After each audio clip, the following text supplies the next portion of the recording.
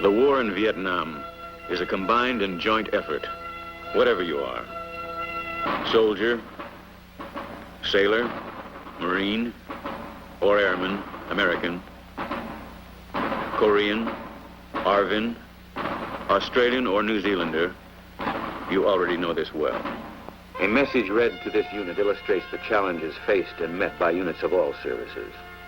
I have a letter addressed to all personnel of this command from the commanding general. During our tour in the Republic of Vietnam, we have all seen what communism can do to a struggling nation in our world community. It is therefore most important that we conduct our affairs with the people of the Republic of Vietnam in a manner that will show the Vietnamese citizen that we are his friends and that we are here to assist him in the improvement as well as the security of his country. It is then with great pride that I note the fine work done by the soldiers of this command during the recent operation. It is with pleasure that I say, a job well done. These men have just emerged from many long days of combat, during which they faced and fought the Viet Cong, drove him from areas which he had heretofore controlled, opened roads for travel which he had dominated, and thereby contributed substantially to the turning of the tide in Vietnam. Yet it is not for their military accomplishments alone, important though they are, that they are commended by their commander. It is for other activities, more subtle, less easy to grasp and define, yet every bit as indispensable to the final decision in the war that is being fought in Vietnam today, a war unique in the long history of armed conflict between men and nations.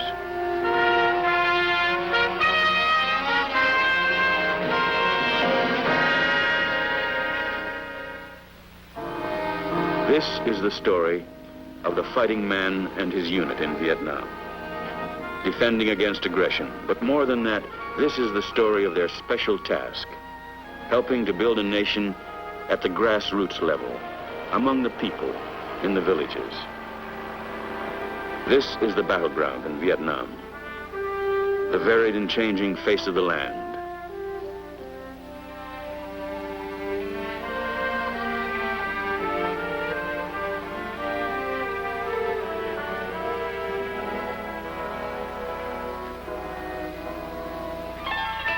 But this too is the battlefield, the villages and hamlets which dot the countryside, the communities across the land where 4/5 of the people live. And it is in this battlefield that the issue of victory or defeat will ultimately be decided. The reason is rooted in the special nature of the war that is being fought here. For this is a war whose objective is to win the hearts and the minds of the people. To understand why this is so, it is necessary to contrast this war with those we have fought in the past. Take Korea, for example. As in all the wars before it, it had a battle line. When the war was going against us, the battle line pushed in on us.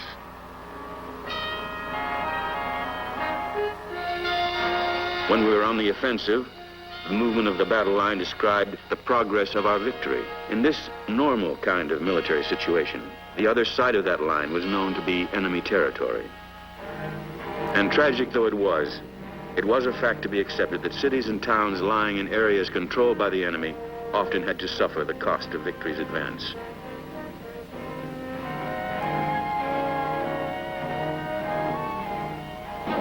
But the war in Vietnam is different. Although we do engage in conventional combat with well-organized North Vietnamese military units who support the Viet Cong guerrillas, our enemy here is active over most of the countryside, and rarely is there a conventional battle line. Our job here is to search him out wherever he hides, however he travels and supplies his forces, to seek him along all the avenues through which he infiltrates the Republic of Vietnam, carrying the weapons of his aggression.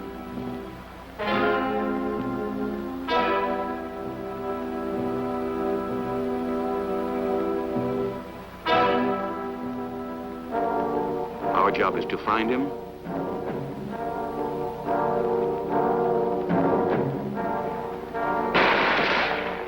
and then to destroy him.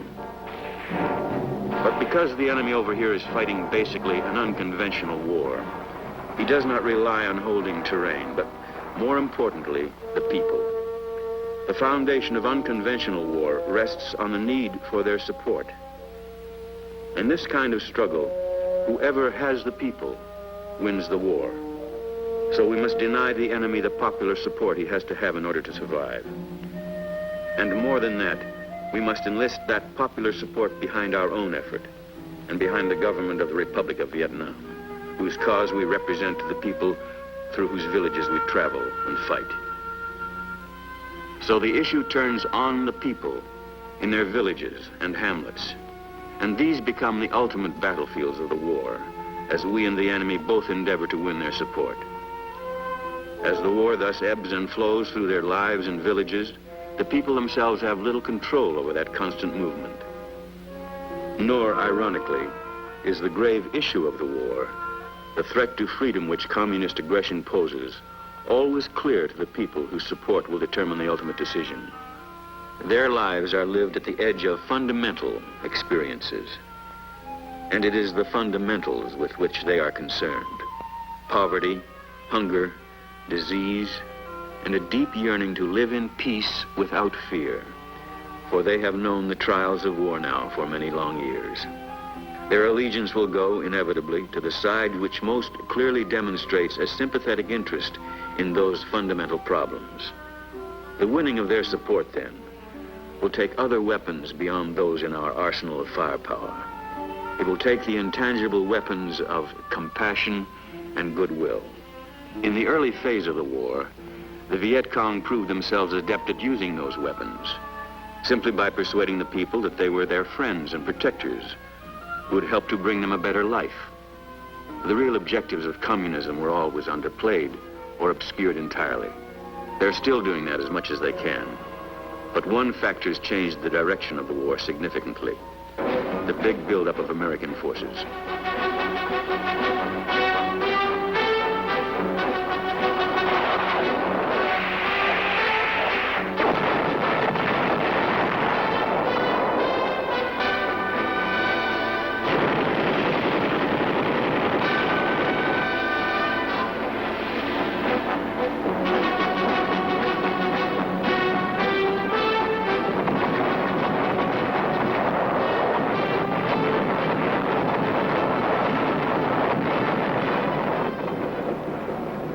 With the buildup, the Viet Cong's hold on the countryside started to loosen. And as that has happened, the enemy has turned more and more to the use of terror and murder as a way of maintaining his grip on the people, hoping to intimidate them into support as the voluntary support weakens. It has been his greatest mistake. For although it can have immediate effect, its long-term result can only work against him.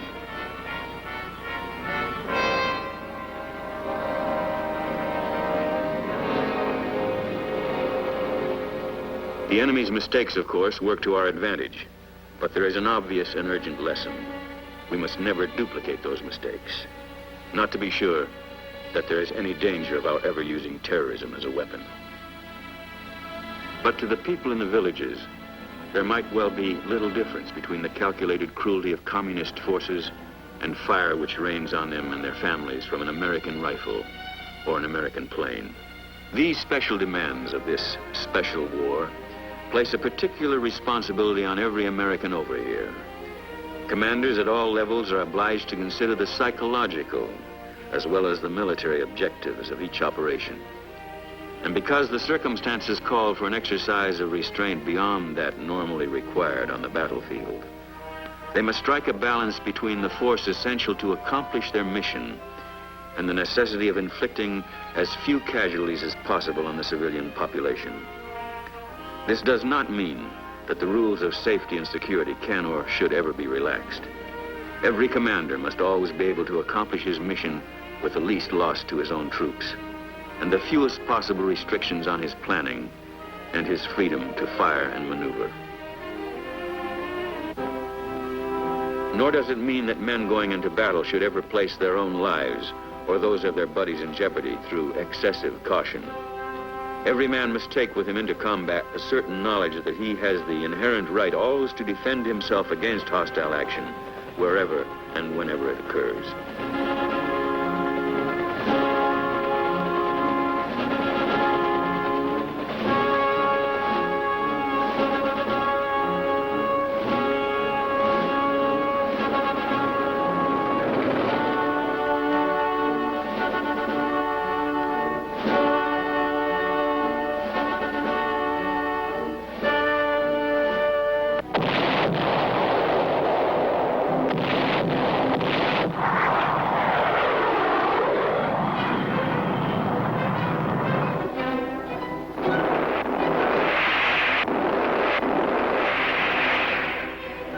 fact, this special responsibility does mean that firepower of all kinds has to be employed with care taken insofar as humanly possible to avoid unnecessary damage to the lives and property of the civilian population.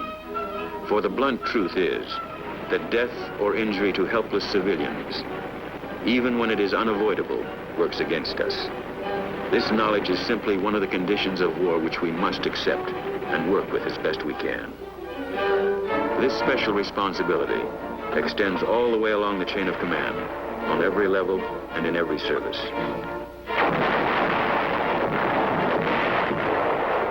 And it very specifically includes the man on the ground, who must face his personal responsibility through the sights of his personal weapon.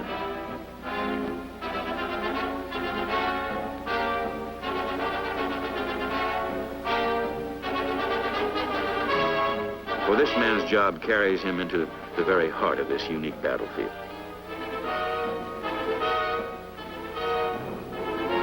Precautions to eliminate needless casualties should be taken whenever possible.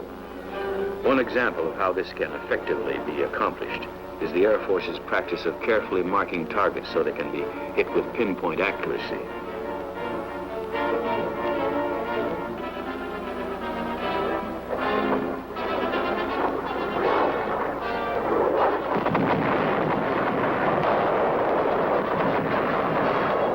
Another is the dropping of leaflets to warn civilians of the military vulnerability of their area or of impending airstrikes.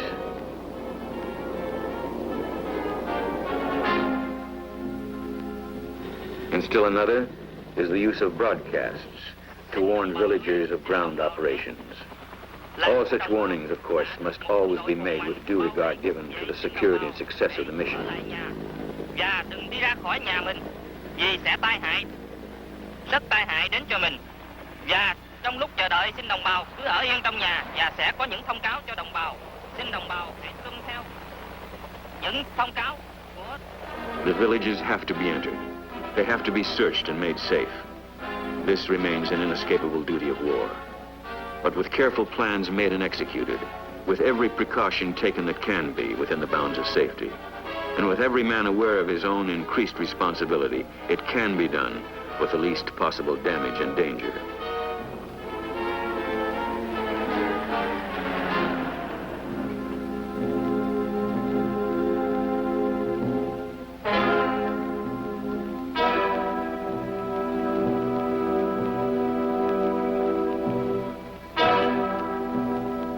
Operations planned in coordination with the country's province or district chiefs help smooth the path the rest of the way.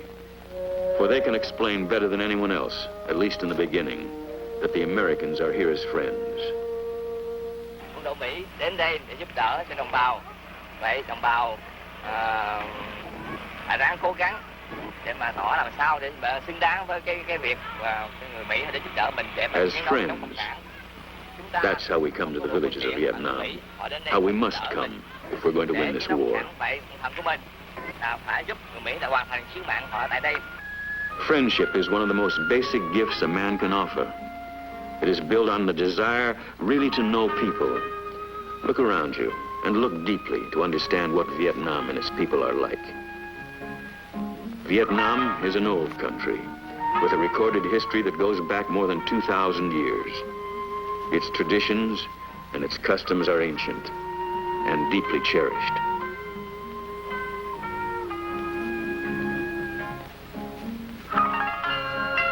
The Vietnamese himself, humble peasant though he may be, is the inheritor of this old tradition, and anyone who would claim his friendship must understand that about him.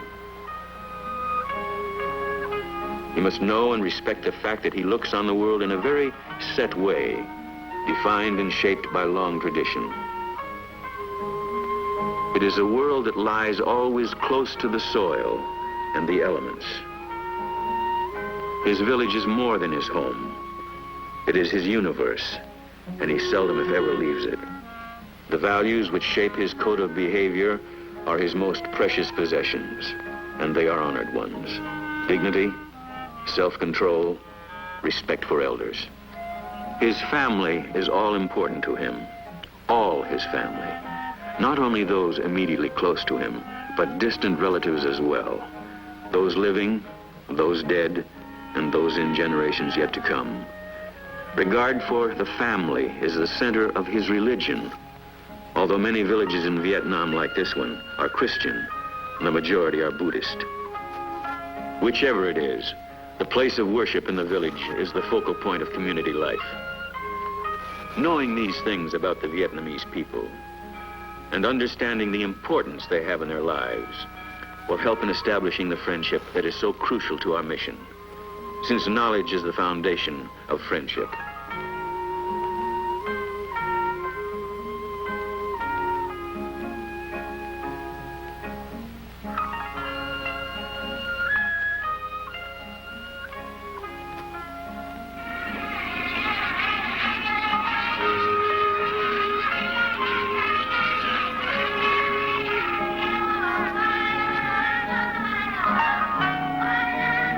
But beyond endeavoring to know and understand the Vietnamese, there is much more we can do.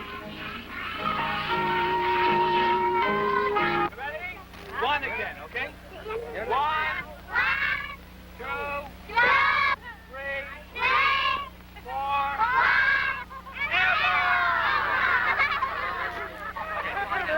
Airborne! All the way!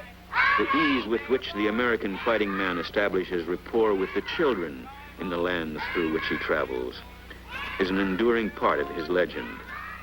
There is no mystery about it, for the hungry language of childhood is universal, and men at war have known for generations that candy and chewing gum bring smiles and warm the hearts of children in any land.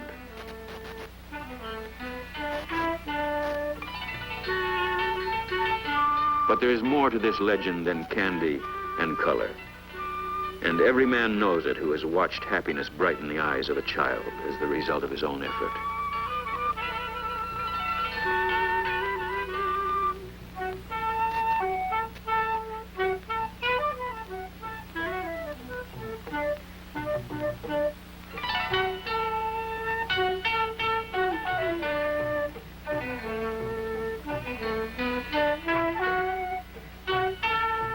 It does not always happen quickly. Even a child's friendship is sometimes slow to come.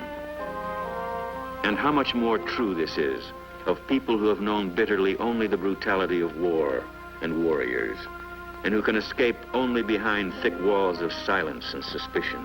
Their friendship is not obtained easily, but with patience and effort, it can be won.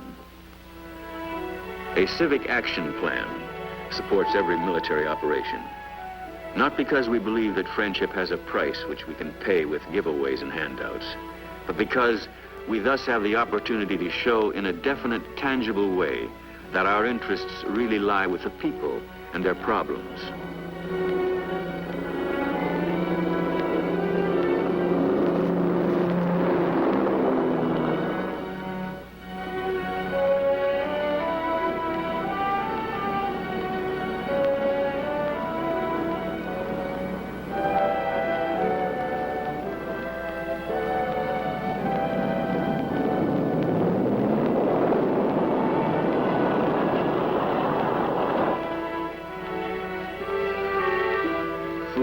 Sometimes clothing supplied by the various aid agencies are often as important to take on combat operations as any other kind of cargo. They are not lightly given, nor are they lightly received. To people who live always on the edge of want, whose days blend into a continuing challenge to wrest enough from the earth to still their children's hunger, such gifts are deeply important. And the gesture of giving becomes deeply meaningful.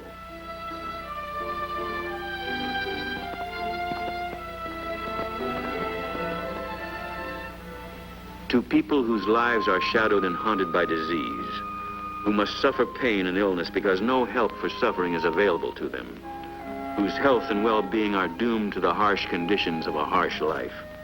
To such a people, the attentions of a military medical team are powerful symbols indeed of a desire for friendship.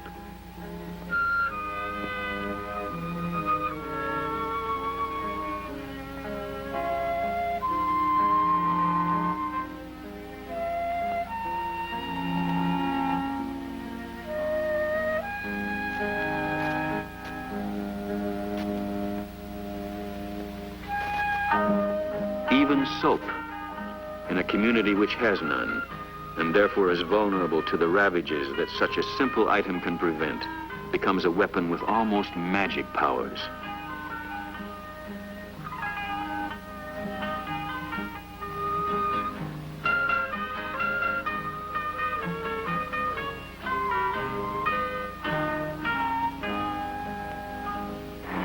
Every military unit has the capability of helping to improve a community in some way. Simple construction materials, for instance, and a little paint, and a few hours' work can pay rich and lasting dividends. Particularly work done side by side with the people themselves. For the Vietnamese people are both proud and industrious. They welcome our assistance. And together we can accomplish much. A new community meeting center.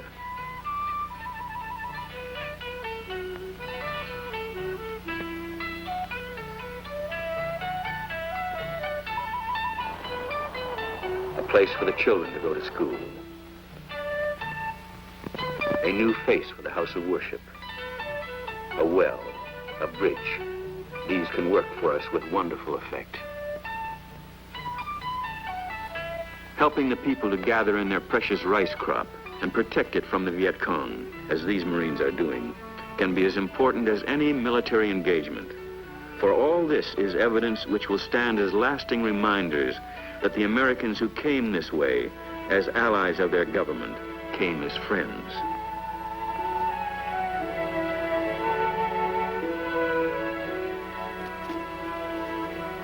Establishing friendships in the villages of Vietnam can also produce tangible results. Intelligence information, for instance, which could save your life. The war we wage in Vietnam today is slow and hard and grinding. From the storehouse of our nation's power, we are bringing to it the might with which we can eventually destroy the enemy's strength. From reservoirs of compassion and generosity, we bring a spirit and a demonstration of friendship, and these too become weapons, as powerful as any other in this war, which is a contest for the hearts and the minds of the people of Vietnam. They are weapons that will touch and stir the hopes of those through whose villages we travel, and when we pass on, will leave a deposit of warm feelings behind. A demonstration of the people's new appreciation for us in any one village cannot perhaps be taken too seriously. It may not mean that the village has been secured forever. The war is not that simple, but we must not falter. We must continue until the enemy is convinced his aggression will not pay. And hand in hand with the fighting in Vietnam, we must press ahead with the crucial task of helping to build a nation, all the way to the heart and soul of the smallest hamlet.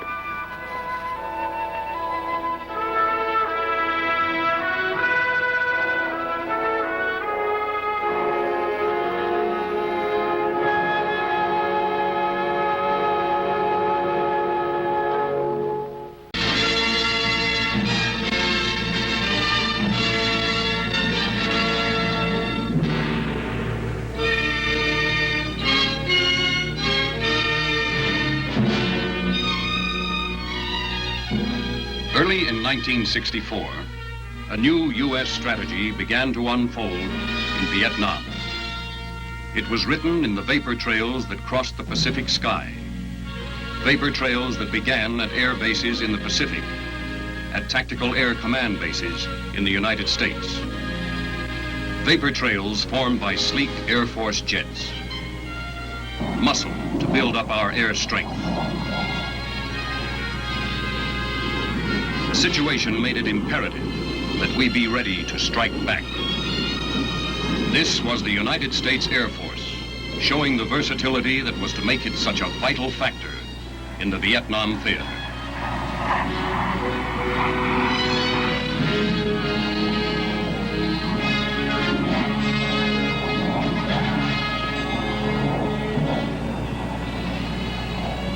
Air-to-air refueling made it possible to deploy aircraft swiftly and efficiently.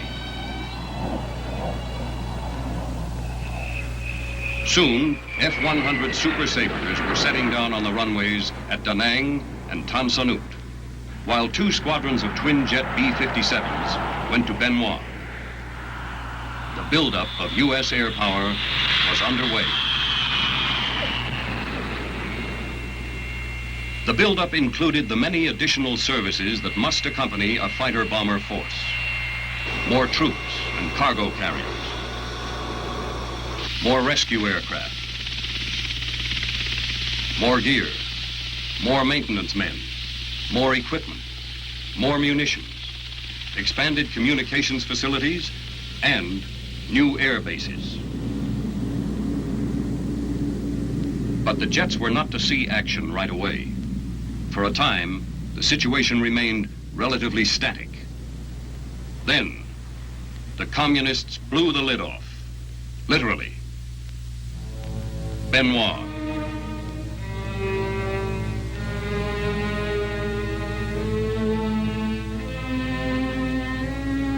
Pleiku.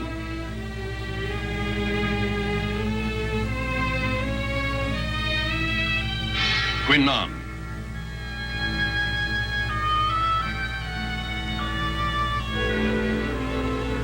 Tan Son Nhut.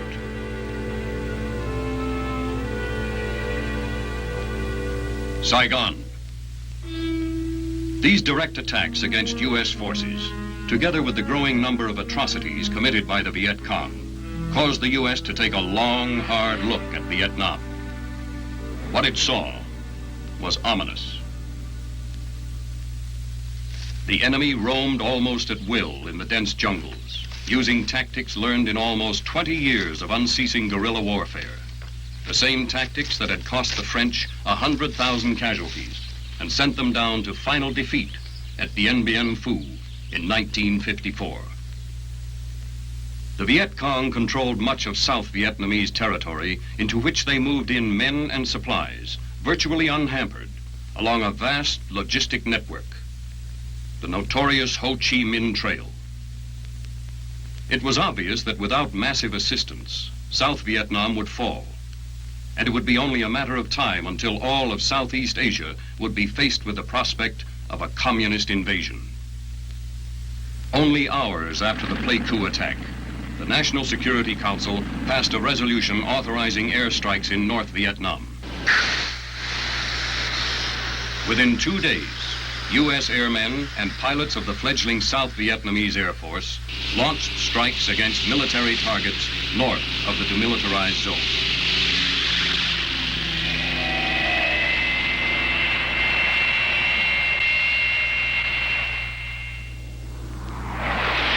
Soon afterward, in a companion action, Air Force jets at Tan Son Nhut, Da Nang, and Bien Hoa were unleashed in South Vietnam. There were now, in fact, 2 air wars underway in embattled Vietnam. North of the 17th parallel, the emphasis was on cutting supply lines. South of the parallel, the action was more varied, but close air support of ground forces received the major effort.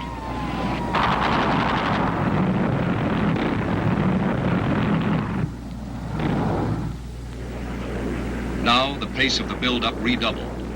Additional squadrons of aircraft were deployed to Vietnam in a trans-Pacific migration of unprecedented scale. New airfields sprang into being with amazing speed. New launch bases for the ever-growing swarm of military aircraft. New logistics bases for the increasing demands of our ground forces. 69 days after the start of construction, operational aircraft began landing at Cam Ranh Bay.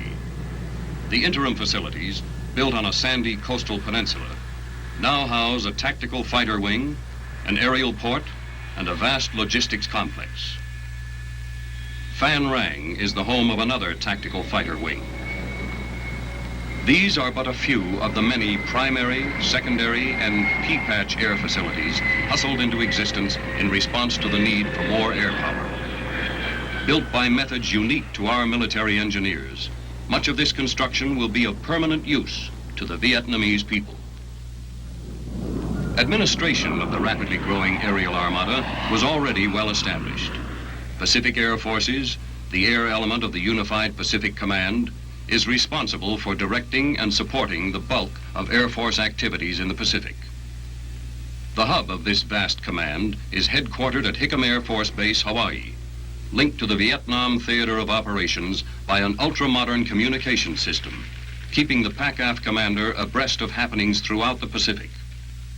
This Air Force-operated communications network not only ties PACAF headquarters to its Pacific air bases and the United States mainland, but also allows for direct contact between this control center at Hickam and strike aircraft. Thus, a strike force headed for a North Vietnamese target is enmeshed in a communications web, the heart of which is the on-scene command in South Vietnam, located at Tan Son Nhut Air Base, headquarters of the U.S. 7th Air Force. Here, the result of the air power buildup is very much in evidence.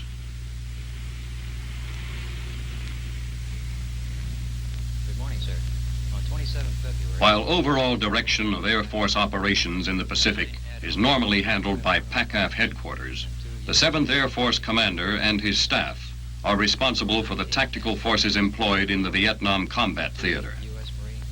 Because Tan Son Nhut is frequently within earshot of the falling bombs, the cold facts of the regular briefings take on an added significance. Was a ground report. In Tally-Ho, 101 sorties were flown. The 53 add-ons were 32 F-105s, 4 F-4Cs, and 17 U.S. Navy aircraft from out-country resources. The figures are constantly changing. At this moment, they are about to be updated. Dave, I've got our final IP at 12 o'clock, 5 miles. The combined U.S. and Vietnamese Air Force's Tactical Air Control Center at Tan Son Nhut Airfield provides the 7th Air Force commander with a system for centralized control of his air resources, geared for quick response to all requirements. Detailed control is delegated to the direct air support centers which direct all air activity in their respective areas. Tally-Ho, I've got the target at 1 o'clock. Roger.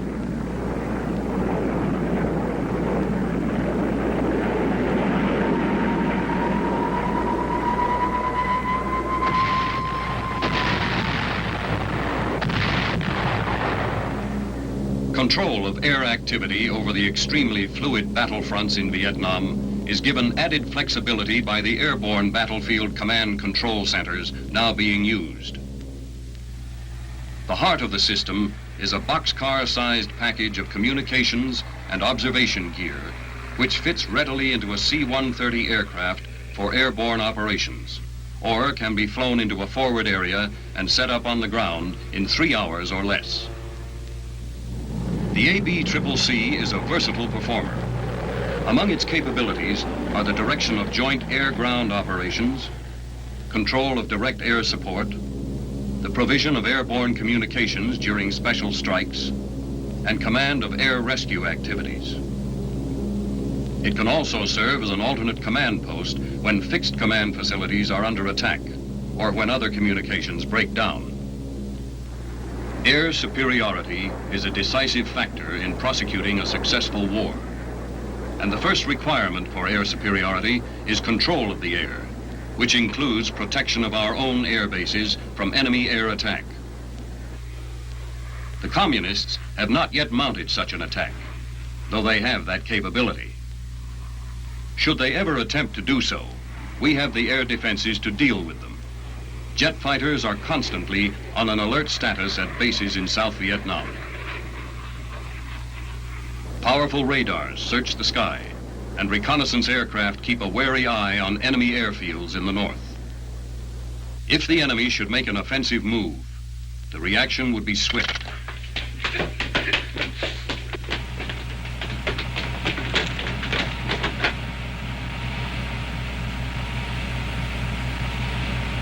Within minutes, the interceptors are on their way.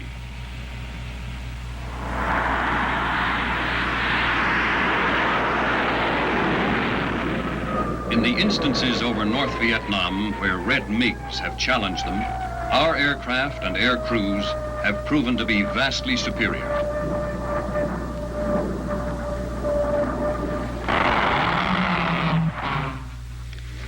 Target selection at the national level requires accurate intelligence, and much of this responsibility is borne by reconnaissance aircraft. Air Force jets carry supersonic eyes and ears over enemy territory, obtaining weather information as well as target selection, pre-strike and bomb damage assessment photography. RB-66 pilots also served as pathfinders for strike aircraft attacking targets in the north. The RF-4C is the newest Air Force reconnaissance aircraft. It is equipped for day and night photography, radar mapping, and other important functions.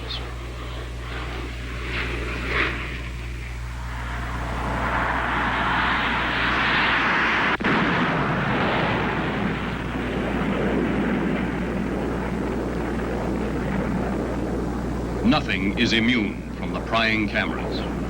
Not even the enemy's ground-to-air missile sites, where the blinding speed of these supersonic jets flying at low levels catches the Reds napping.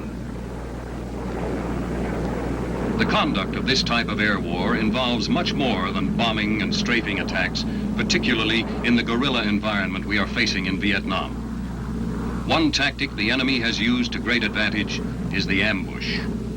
From hiding places in the dense forests, he has been able to spring deadly traps on Allied troops and convoys, and then vanish into the jungle like the drops of a monsoon rain. This kind of attack is being made increasingly difficult by spraying a non-toxic type of weed killer on the jungle growth bordering Special Forces camps, important road routes, and likely ambush areas.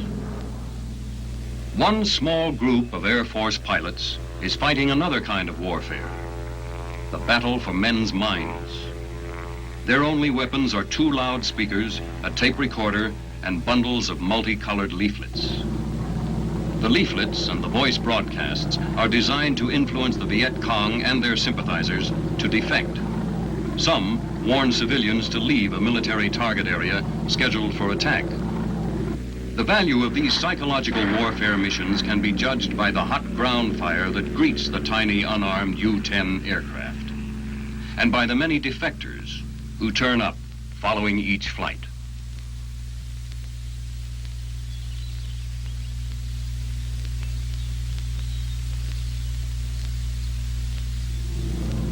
The Viet Cong are noted for their primitive resourcefulness, but the enemy holds no copyright on improvisation.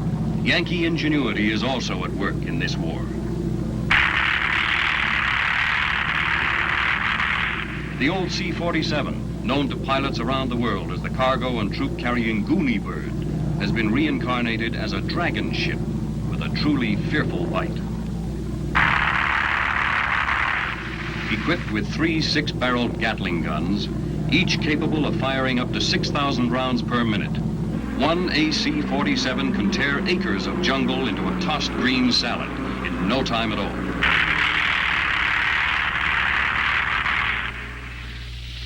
Air supremacy is of particular benefit to air rescue crews, who have saved several hundred downed airmen since the war began. With possibility of attacks from the air reduced, crews can concentrate on the mission at hand. A smoke marker, a radio signal, a dye stain in the sea. These are the clues that lead the rescue team to the scene. The crew works fast and efficiently. The elements and the enemy are grim contenders for the life of the downed man.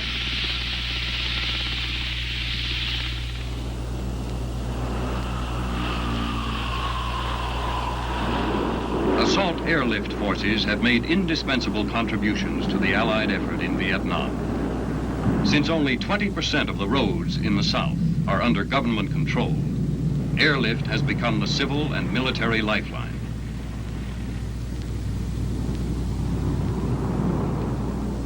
Airborne assault. Airdrops of munitions and supplies to inaccessible areas.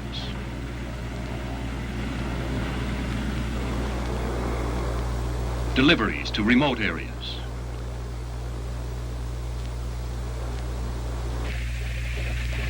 Evacuation of the wounded. relocation of refugees are daily combat support missions. Long-range, high-speed strategic airlift forces move high-priority material, personnel, and complete units across the Pacific to the battlefront. An Army Brigade task force was airlifted from Hawaii to Pleiku in Vietnam.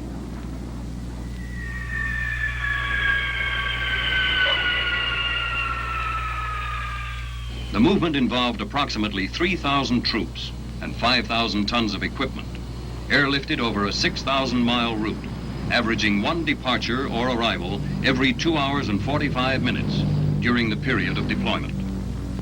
Troops airlifted by the giant jet transports can be ready to engage the enemy within mere hours after they leave their bases, even distant bases. But air mobility pays off in many other ways. It not only gets the troops there, it helps them to stay there. In the South, there are no well-defined battle lines. The enemy hits and runs. As often as not, he looks and dresses exactly like the friendlies, and his attacks are vicious. This kind of warfare calls for a heavy reliance on air support, very close air support.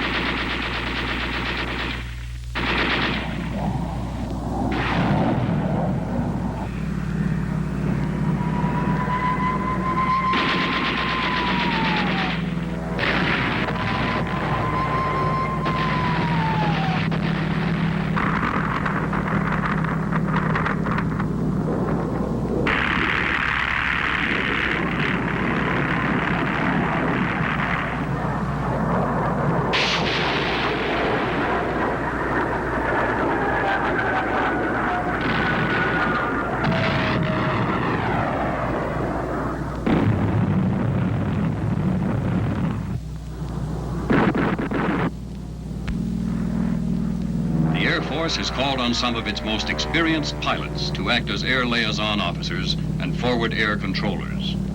Flying over the hottest action in pint-sized O-1E Bird Dog aircraft and from ground positions in radio-equipped jeeps, their performance has become one of the fabled stories of the war.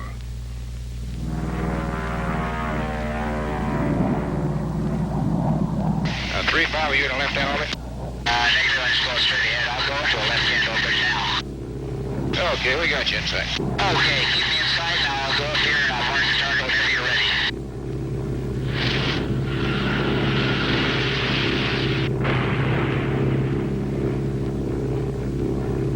I'd like the first bomb just north of my smoke, about 100 meters. That's just a couple different widths. Okay. 3-5, we got any friendlies in the area? Roger, nearest friendlies are 2,000 meters to the west. Okay. You still have my smoke? I got your smoke still, right. Madam 2-1, set him up hot in pairs. 2, roger. That looks pretty good. I'd like you to keep your passes as steep as possible and be especially vigilant for helicopters.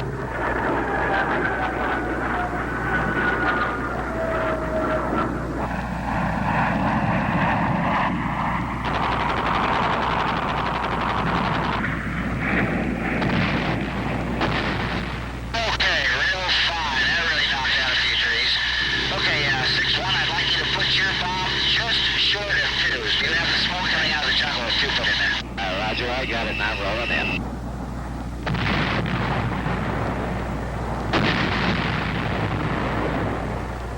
The forward air controllers live and work with the Vietnamese and with U.S. ground forces in the field. They become thoroughly familiar with the local people and with the countryside in their assigned area. They fly daily reconnaissance missions, and they direct airstrikes from first-hand knowledge of the conditions that exist under the screen of jungle foliage.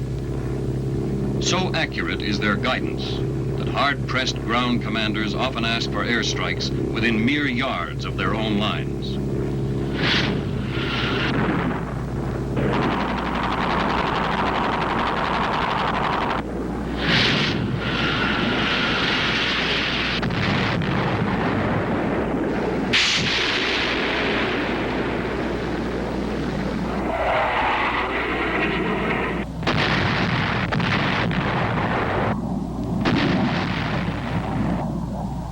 Should darkness cloud the issue, the FAC has another trick up his sleeve. He calls for a flare mission, and within minutes, help is on the way.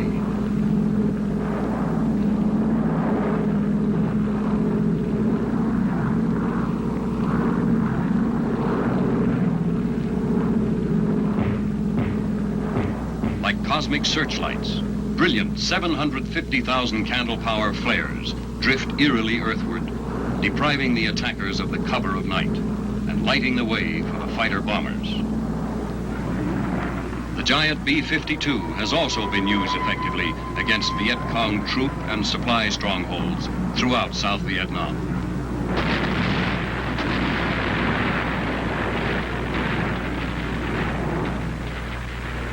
The air war in the north is far removed from the mud, sweat, and blood of the ground fighting, but it is no less savage. Here, slamming speed is the keynote, and aerial interdiction the main objective. Interdiction, by definition, to prohibit. In war, it means attacking the enemy's lines and sources of supply. Purpose? To starve his fighting forces by denying them food, arms, reinforcements. The steady pressure of aerial interdiction in the north is not only blunting the point of the offensive in the south, it is inexorably weakening the whole economy of the communist north.